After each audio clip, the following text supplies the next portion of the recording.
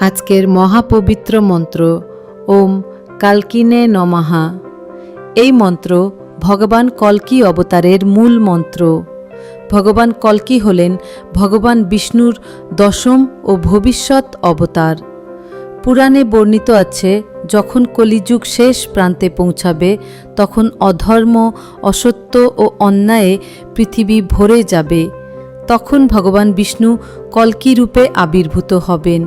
তাকে বলা হয় অসুর বিনাশকারী, ন্যায় প্রতিষ্ঠাকারী ও সৎ মানুষের রক্ষক।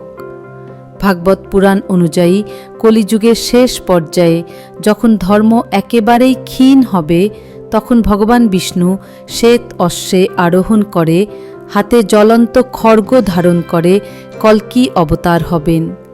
তিনি সমস্ত অধর্ম ও অসুর শক্তিকে ধ্বংস করবেন এবং পৃথিবীতে আবার সত্যযুগ বা সৎযুগের প্রতিষ্ঠা ঘটাবেন।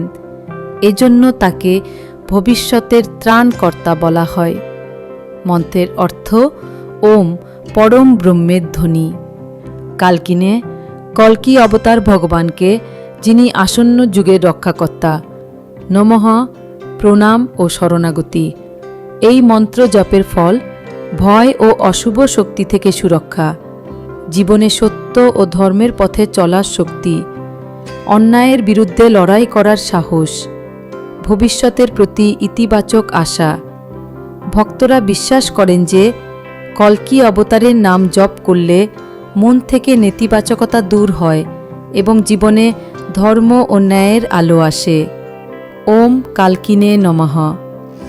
ভগবান কল্কি তোমার জীবনে আনুন সাহস, ন্যায় ও অশুভ শক্তি থেকে মুক্তির শক্তি।